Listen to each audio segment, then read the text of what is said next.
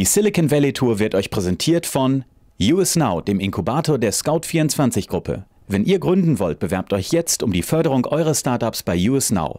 Und Forward.io. Als CTO as a Service entwickelt Forward.io Web- und Mobile-Anwendungen speziell für Startups. Hi from San Francisco. Hi, Dave McClure. Dave, hello. You are the founder of 500 Startups, and you are a business angel. And you are not only a business angel, you are a super angel. Well, technically, I'm a venture capitalist because I manage other people's money, but we invest at a size that is more typical of other angel investors, between say $50,000 to $100,000, at least on our initial investments. Yes, and how does 500 Startups work? Like, you founded it. When did you found it? The 2010? Magic of the interwebs.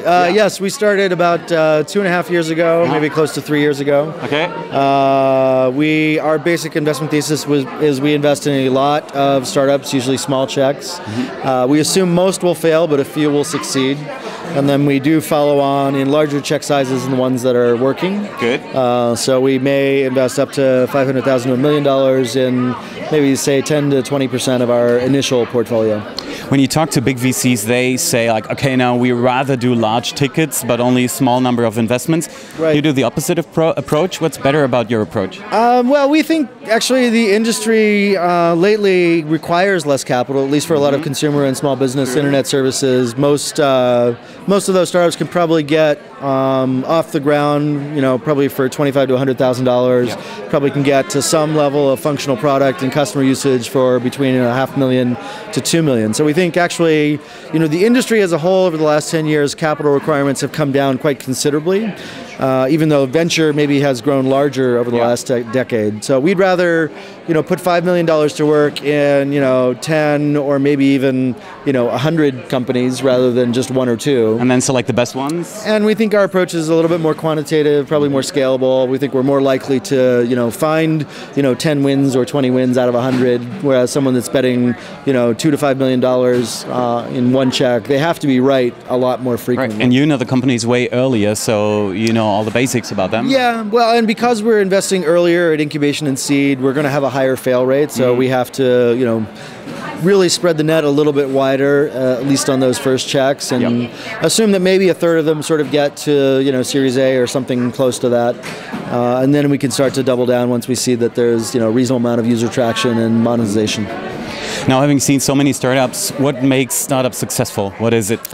Well, I hesitate to say there's any formulas, but focusing on customers and their problems and really being able to get a feedback loop going with the products that you deliver and customer reactions. A lot of the lean startup philosophies that Eric Ries and other folks have really pioneered. We tend to focus more on customers as the central key figure rather than technology as the key figure. So, technology, intellectual property are great, but, strong domain expertise around a customer segment probably more interesting to us than patents around a technology process. Okay.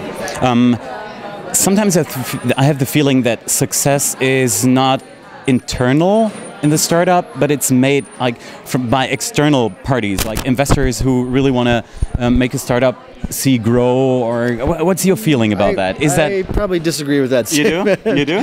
Yeah, I think 90% of startup success is the founders, maybe even 99%. At best, investors, advisors, partners are 5 to 10%. I mean, in most cases anyway. I'm sure there's exceptions, but usually we bet on founders and their products, and we assume our influence and impact is not greater than theirs. It's not? Okay. Certainly not. You sometimes have the feeling that certain VCs hype. I think many VCs think that they're God. But they aren't. I think if you look at returns for the asset class as a whole, it's really pretty shitty performance. Yeah, it is, unfortunately, yeah. Yes. These folks are laughing at other people's returns in venture, I'm sure. Oh, yeah.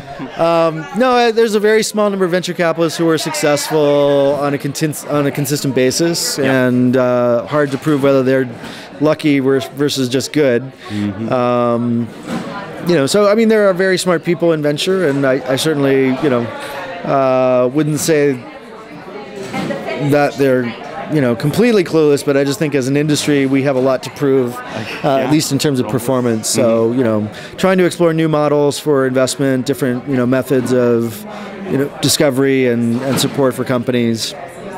Probably change overall is likely to be a good thing, given the performance historically has not been so great. Yeah, and we see a lot recently that a lot of startups get funded, but it's harder and harder to get the Series A closed. You've read that post. Really. Yeah, I think people make too much of the Series A crunch bullshit. I think the real story is that we're not spending nearly as much money figuring out whether people have their shit together in the first 6 to 12 months. And so, compared to 5-10 years ago, there was a lot more capital being wasted at much larger sizes, $2 to $5 million or more, on companies that didn't have their act together. And these days, I think we're investing in a lot more companies, but we're putting a much smaller amount of capital work, 50 to 100,000, maybe up to 250,000. And some of those companies will make it, some of them will not make it. But it's certainly not a bad thing that we're spending less money on the initial stages understanding whether companies have their shit together. And so whether there's a excess of supply of great companies coming to traditional institutional venture who are doing Series A decisions, I think that's probably true, and the bar is set higher because of that. But I think overall the ecosystem is much healthier in the way that we approach building companies, the amount of capital we deploy on initial stages. And the fact that we have a large number of companies being funded at incubation and seed that don't get to Series A is probably a reflection of a healthy approach in the ecosystem to not funding stupid shit at scale. I mean, that's not a bad thing in my opinion. Okay. Would it be good for founders to just say, hey, let's become profitable with our seed money and not rely on Series A? Is that a good approach? That's the approach that we generally take. We appreciate, not necessarily that they're profitable, but certainly that they're revenue focused early. There are certain companies that maybe need to build audience first or still experimenting with product where they're not focused on monetization, but we think it's healthy to have a customer focus where you're solving a problem that people will pay for, and at least testing for revenue and revenue model, whether or not you're trying to be profitable or just understand what customers are willing to pay for. That's a healthy exercise that people should do early.